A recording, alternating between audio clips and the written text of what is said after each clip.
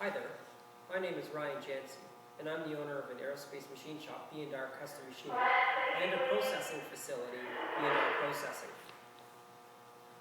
I'm a very proud father of two beautiful little girls, and I am an honored husband to my wife, Abby.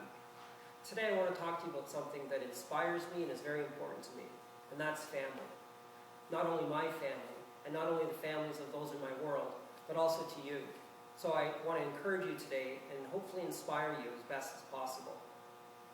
In 2008 and 2009, B&R Custom went through a terrible recession along with the rest of the world. Specifically, Ontario's manufacturing industry took a hard hitting, and we were no exception to that. Struggling through the recession was very hard on me, very hard on our company, and very hard on the employees who fought so hard to work through it.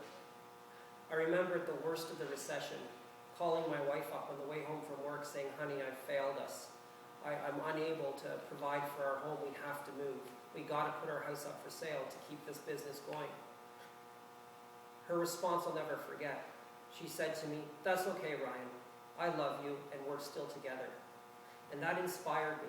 I began thinking of ideas I've never thought of before. I began connecting with people. I began looking at myself, trying to find out what I could be doing differently. After all, the recession made me very bitter and very frustrated. I blamed the recession for our company's woes. I said, "We worked hard. We don't deserve this. We deserve better than this." But that didn't increase my sales, increase my profitability. My situation remained the same. So as I began to take personal responsibility, and as I began to lead by serving, I got out of my office's high chair and I came down onto the floor and became a machinist. I worked 2 shifts, oftentimes not going home at night. Sometimes I went home at 3 in the morning, only to wake up at 6 in the morning and start the whole process all over again. Days I hope I never have to relive. I'm very proud of what we've achieved. We've come out of the recession stronger than ever. We've tripled our workforce. We now have 35 employees. And I'm excited to share with you that I'm standing beside a new machine which represents a new opportunity. Moreover, it represents a family member. There's going to be a family leader in this job right here.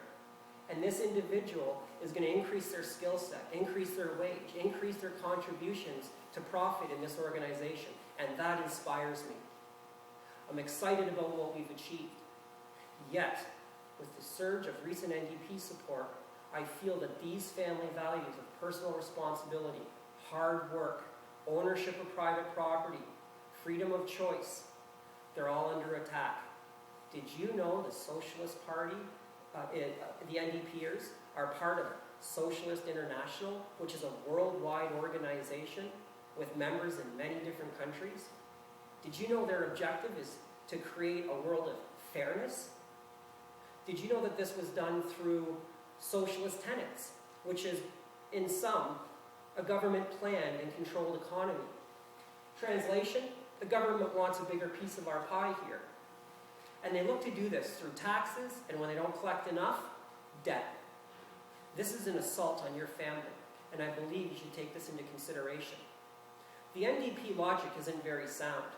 You see, what they do is they like using their fingers. First they point at the problem, then they point to the evil free market, and then they point to themselves as the heroes who will come in and save the day. If you were to go through Jack Layton's commercials, if you were to read his website, if you were to read his plan, that's the logic you would see. Identify every social woe, declare the free market, the open economy as the enemy, and to make themselves the heroes. And just give you one little quick example.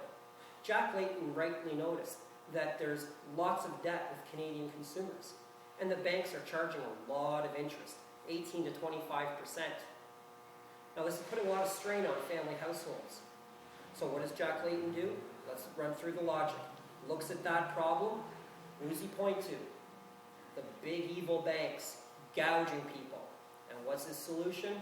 The government parachutes in and makes themselves the answer to the people's problem. This logic is appalling. It takes away from personal responsibility.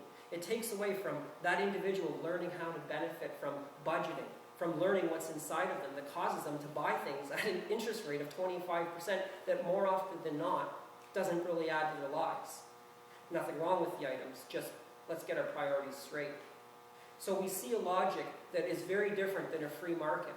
And what I believe the government wants to do, if elected, the NDP party, is they want to take billions and billions of taxes, because every fight, Jack Layton's slogan, I want to fight for your families. And I just think that every family is going to be fought for by Jack Layton. And this is bizarre to me. It doesn't make any sense for him to take billions of corporate tax dollars over to government coffers, create lots of programs, and redistribute the wealth to manufacture fairness. And that takes away from the individual running this machine. Because not only does this machine represent a family and their household income, but it also represents a capital asset that's purchased in part with profit. So as billions of dollars are collected and transferred to government coffers, that's $1 billion of these machines that aren't in the system. So what Jack is saying is, let's take these dollars in the system, out of the free market, and into government coffers for redistribution. That is called socialism, and I believe that that's an assault on your family. I believe passionately in valuing individuals. I believe that there's areas of jurisdiction for the government, but let's be clear here. Every social woe has to come with taxpayers' dollars supporting programs. And I believe that we as people need to rise up in compassion. We as people need to serve other people who are struggling. If you feel your budget's looked after, the secret is not for Jack Layton and his crew to limit the fee at prime plus 5% as he proposes. The solution is to connect with people, to help people with budgets as we ourselves have been helped, and to partner with people to come up with real solutions. That's what we do here. We invest in people. And as people build more skills, they're worth more money, and in turn they make more money and add more profit. That drives the economy. I was very upset with the free market. But the solution isn't to turn your back on the free market and vote in a government that's determined to turn the free market on its head. You see, that logic of pointing out a problem, pointing blame, and creating laws and programs, that's not something we want to be teaching our kids. It boggles my mind how we're willing to vote 30% of the population for a government that has a socialist agenda, that wants to take responsibility away from families. And I believe that we need to vote the same way we teach our children. We don't go to our children and say, when you see a problem, find someone else to blame, and then look to someone else to be your answer. That's what we do in the criminal world. If there's an obstruction of justice and something happens to us and something terrible happens and we're a victim, we identify the problem, we charge the perpetrator, and we hold them to a crime, and the law is the solution. But Mr. Layton, I'd like to address this point. The free market is not a perpetrator. And I don't believe it's fair for you to make it out to be a perpetrator by taking lots of tax dollars into your coffers. So ladies and gentlemen, I wanted to encourage you to think on these thoughts. I believe the free market is good. I believe it's worth preserving and worth fighting for. But we got to take personal responsibility. We got to look in here. We got to look at ourselves as to why we're making choices that we're making. If there's a certain program or a special interest group that wants money, then go get private funds.